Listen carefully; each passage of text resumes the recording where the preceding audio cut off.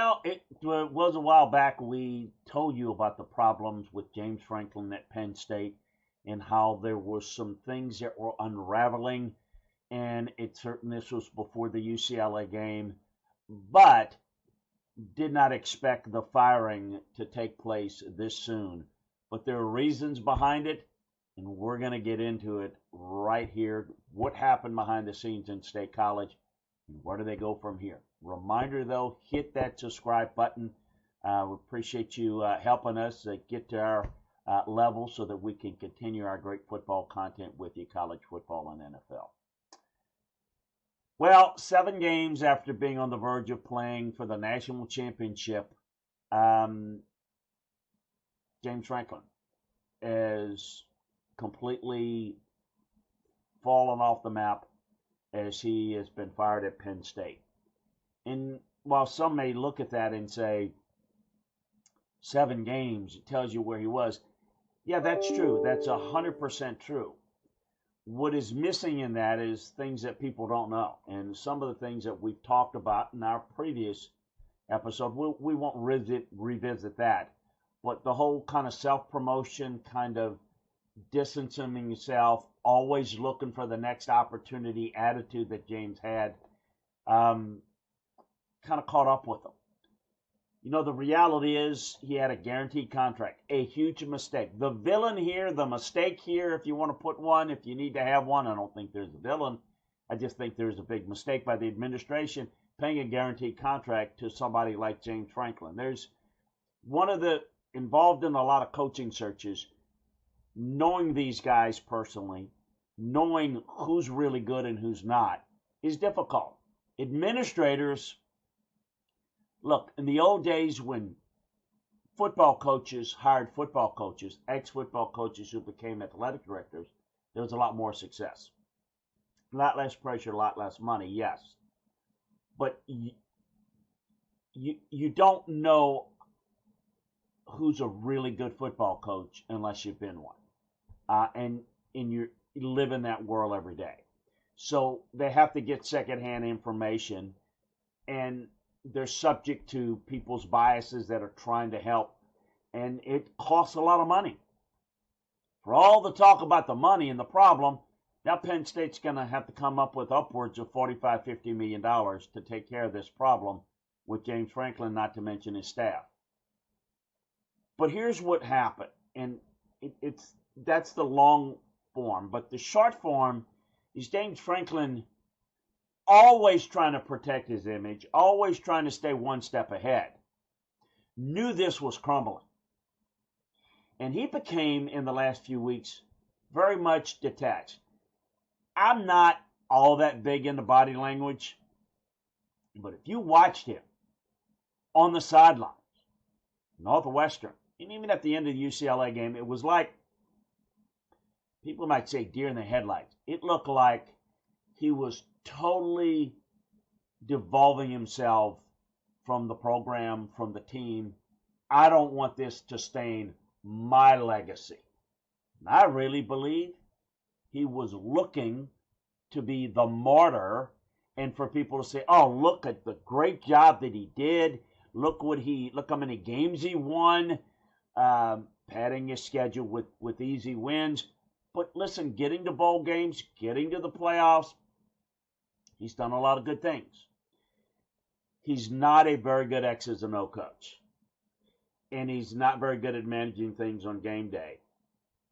It's tough because you're constantly having to hire the right guy, as opposed to hiring someone that, if you're a good X's and O guy, you can groom that guy. So it's always hit and miss with it. And he's missed on it. But he didn't want those things to come back on him. And so he can play the martyr role. We won a lot of games. We did this. We did that. And he can leave the problem to Penn State because he walks away with a lot of money.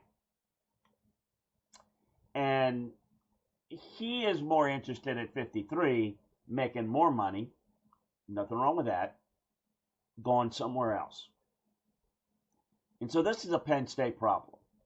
You hooked yourself up and was hoodwinked by the agent community that said, hey, this guy is worth it. He's the future. He's tie your future to him and guaranteed contract. Well, that's what you get. You give that type of contract to someone that you know is that good. And Penn State, those of us that are in the coaching profession know that's not the guy you want to hitch your wagon to. There's a lot of positives that come out of it, but the bottom line, he clearly began to detach himself.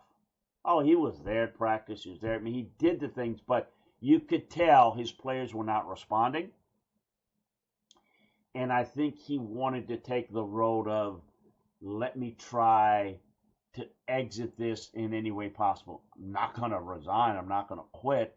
They're going to pay every penny that they owe me, but then I'll still look good, play the martyrdom role, and then move on somewhere else, which he probably will. Somebody will pay him. Hopefully they'll be more prudent about what they pay him and how they go forward. Look, it's a lot of money. It's the second biggest settlement in college football history. $77 million owed to Jimbo Fisher. It's a lot of money for Penn State. A little bit easier for the big oil men in Texas to take care of that bill. This is going to hurt. But in the end, what they need to do is make sure that they go out and not penny pinch and not say, well, we're going to go cheap and set the program back even further. Go out, you're going to spend $45 million to pay them out. Go and get the guy that can take you to the next level. And to me, there's only one call, and you don't let him get away. You don't let him say no. Curt Cignetti is perfect. It may not be the right timing for Curt. He hasn't been at Indiana long. But he is an outstanding football coach that is the style of football coach that Penn State needs. Chip on his shoulder, tough physical line of scrimmage, running game with creativity, with the ability to develop quarterbacks, great at hiring staff, great at developing, doing it at Indiana with less football resources than Penn State has. And although this is not the reason you hire somebody, just a Pittsburgh guy, dad who I knew very, very well, Frank Cignetti, great coach at IUP for years. Curt is, to me, the clear guy that they need to go after and they need to get. Now, can they get him away? You can't make him take the job. Look, I'm not going to sit here and say would he or wouldn't he.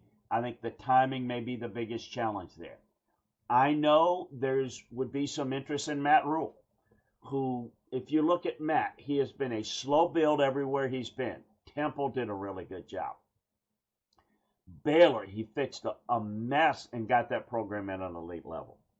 He's doing a good job at Nebraska. Slow build. Different type, program and structure of how they're building it, but they're getting better. Penn State grad, played there, would make some sense there if they wanted to go in that direction. If and only Curt Cignetti turns them down. I do think there's some good coaches out there, and I think there's some other people that would be good fits. But to me, that's where it starts and ends with Curt Cignetti, and then we'll see where that would go and where that would lead. Now, it's very likely they're going to have to be patient with this, and the fans are going to have to be patient with this. They're going to have to get a feel. Administratively, here's how you do it. You have to know that Curt's going to take this job and are comfortable with it, because you're going to have to wait until he's done, very likely in the playoffs at Indiana. I mean, it's very possible they can make the playoffs. We'll see how that goes. I think he's done a phenomenal job, and the win against Oregon proved on the road how well he's done there. But let's see how this plays out. That's the answers, I think, for Penn State, where I would go without question. Some unsolicited opinion there. Reminder, subscribe, like, and share. Appreciate you joining us. Check us out at LandryFootball.com. We're going to have even more details on this and other college football and NFL matters. Appreciate you joining us. Have a great one.